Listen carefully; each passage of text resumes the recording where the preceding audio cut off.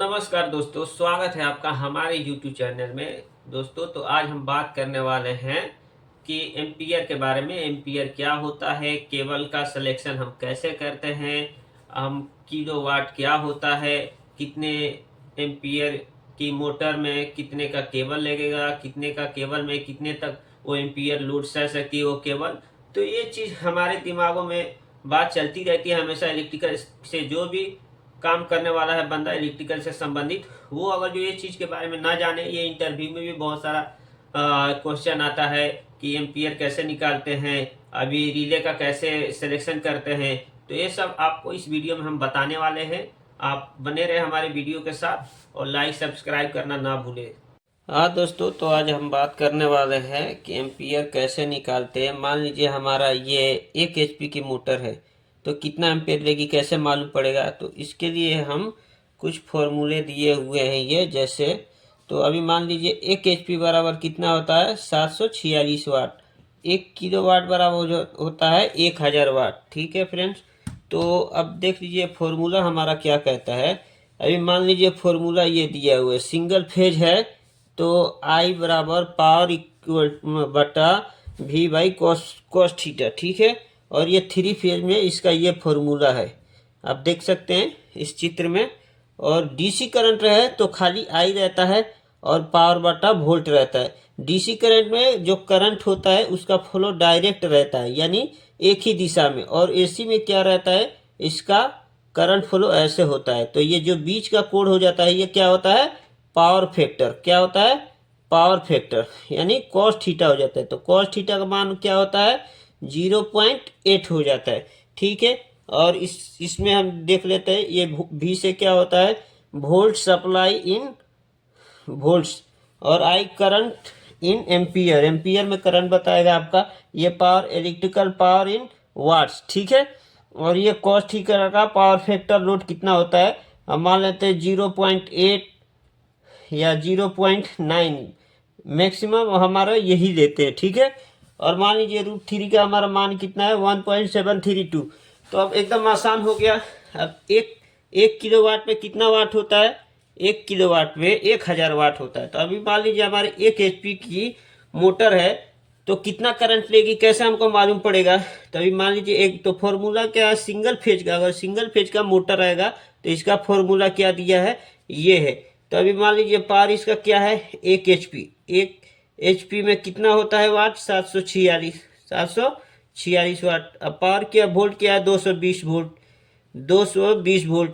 अब cos theta का मान क्या आपने यहाँ पे दिया है 0.8 मान लेते हैं 0.8। तो ये क्या हो जाता है 746 इंटू इसको गुणा करते हैं तो 176। अब इसको हम भाग देते हैं, इसमें हम भाग देते हैं तो इसका क्या मान आता है हम आपको बताते हैं। ठीक है, तो इसमें हम भाग देते हैं तो क्या क्या मान होता है हम कैलकुलेट करके आपको दिखा देते हैं।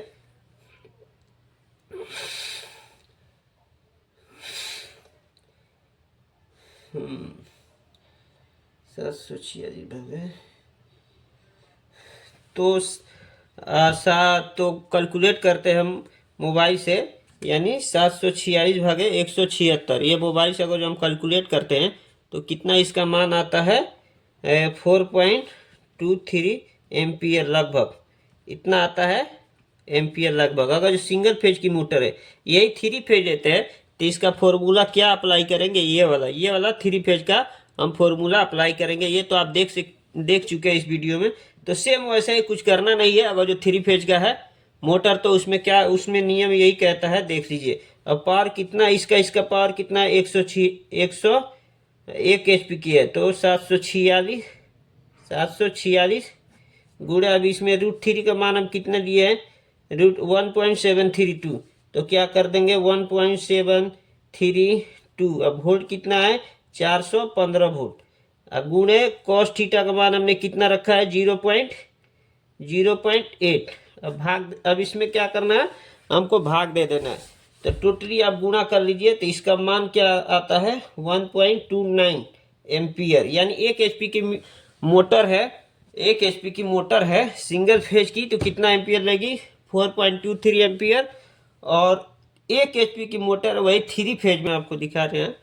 तो इसको भाग देखते हैं, भाग दिए हैं तो कितना इसका आया है, लगभग इसका मान 5.68 एम्पियर।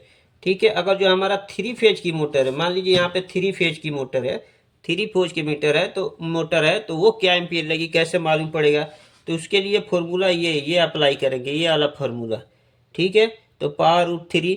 तो अभी क्या है, तो अभी मान लें 1 kV वाट की है, तो 1 kV वाट में कितना हो जाता है हमारा, 1000 वाट। ठीक है, और फॉर्मूला रूट 3 का मान क्या है, 1.732 इंटू वोल्ट कितना है, 415 वोल्ट। और ये कॉस थीटा का मान लें 0.8। पावर फैक्टर इसको बोलते हैं, पावर फैक्टर। तो अभी हम गुणा कर देते हैं, मोबाइल से आपको दिखा। तो आप देख सकते हैं इस वीडियो में, अगर जो हम मान ले लिए हैं वो, तो 1.73 से गुणा किए हैं 415 इंटू 0.8, तो इसका मान क्या है 575, यानी 1000 भागे 575। तो अब इसको हम एम्पियर में अभी इसको भाग देंगे तो इसका कितना एम्पियर आएगा आप देख सकते हैं। अब इसमें अभी 1000 भागे 575, यानी लगभग 1.73 एम्पियर आएगा। 1.73 एम्पियर लेगी हमारा मोटर करंट। तो इस फॉर्मूले के द्वारा आप मोटर की एम्पियर निकाल सकते हैं। सिंगल फेज की है, 3 फेज की है तो, और ये सिंगल फेज की किलोवाट में है तो, और 3 फेज का है। ठीक है, तो अब हम बताएंगे कि केबल का सिलेक्शन कैसे करते हैं। तो वो चीज़ इस वीडियो में आपको बताएंगे कि केबल का सिलेक्शन कैसे करते हैं। सिंगल पेज में इतना लेगी और 3 पेज में इतना लेगी। तो ये सारणी दिया हुआ है चार्ट में, आप देख सकते हैं 10 एम्पियर की 10 स्क्वायर mm की केबल है, तो 57 सिंगल फेज में, और 3 फेज में 50 एम्पियर। ठीक है, तो इसकी क्या हो गया, एम्पियर रेटिंग हो गया।